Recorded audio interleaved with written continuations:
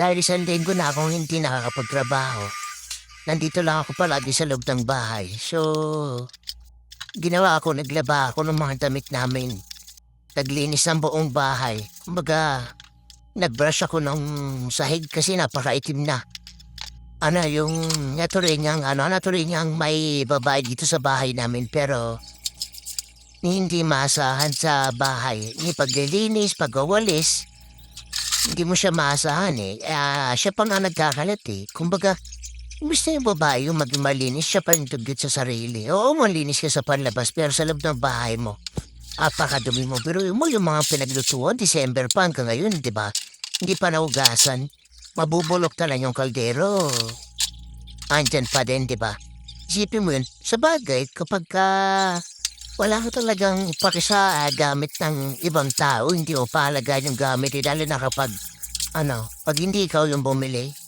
Ganon. Ganon ka ganon ka magtrato ng gamit ng iba. Kasi kung gamit mo yan, hindi mo pababayaang masira. Kaya sila ganon. Libre, gumamit ng gumamit, manghiram na manghiram, masira yung masira, may masira. Nasanay sila sa sa mga libre. Alam mo, itong bahay na to, mapalad na kami. Dahil dito kami nakatira. Kasi, sa buong buhay ko, ngayon lang ako nakatulog sa may bahay eh. Kasi nang bata kami siguro, one years old. 1 year old hanggang 17 siguro. 18, hindi yun hanggang 18 years old. Siguro, 17? Di ko sure, basta 16 ganun. Sa eskinita lang kami napatira, halos barong-barong.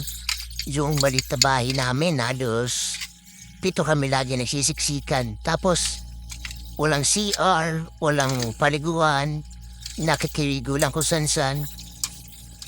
Nakikisiyahan lang kung san-san, yung ligo namin kahit dyan na lang sa eskinita. Alam mo yung dati ka na nakatira sa kalye, kaya sana kung may natulugan ka na ganito kalaki.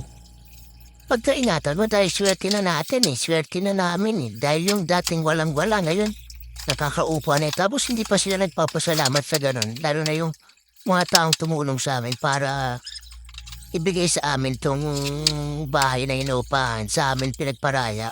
Para lang magkasama-sama kami yung pamilya dahil yung nakapangalan dito yung kakilala namin na halos kababata na rin namin at kasama din dun sa lugar na kung saan kami lumaki, di ba? Hindi sila nagpapasalamat ang ginagawa nila. Kaya pabayaan, ipaglilinis sa makikita, pulutin ang dapat pulutin, ligpitin ang dapat ligpitin. Kahit kapag kukulis di ba? Ako, bihira na ako maglampaso, bihira lang ako maglinis. Pero pag naglinis ako, buo. Pag kumilos ako, buo. Ayoko nang may Tapos, pag kumilos ako, well-maintained. Gusto ko lagi malinis. Pag kasi muna ko linisan, gusto ko dire-diretso malinis. Ayoko may kalat. Kasi pag may nakita akong kalat, pabilis ako magalit, lalo na kung ako naglilinis. Nakaraan, kaya nga kami nagkatalo-talo dito dahil yung kakalinis ko lang, kinalat na naman. Doon, inis ako doon, lalo na pagka pinaghihirapan ko yung bagay ko. Ayaw ko pa naman sa lahat yung mga ginagawa ko. Di ba? Mga walang konsiderasyon sa mga naglilinis dito. Madaling lang, magkarat, di ba?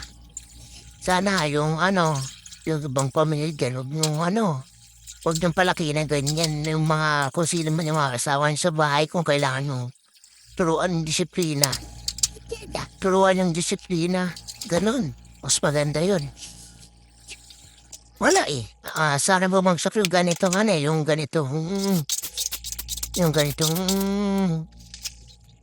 karanasan. Kaya wala. Ikaw mag-adjust palagi kasi lagi mong piliin, siguro pahabain ng pasensya kaysa maging pasyente sila, sigurado yun. Kasi, ikaw, kontrolado mo yung sarili mo. Pero sila, wala. Malalagay sila sigurado sa kung saan sila pupulutin. Oo, sigurado yan. Hirap. Pati ano, halos lahat yan, binabrush mo ko sa itim ng side namin. Tignan mo ko kung sino ang magkakalat dito sa susunod. Na ano, kasi araw-araw ko kasi tinitingnan yan kung sino yung magkakalat yan. Pagka may nakita akong kalat yan, diretso tapon talaga. Kahit ano pa yan, diretso tapon ko sa basura talaga lahat yan. Wala, sarap buhay yung mga yun.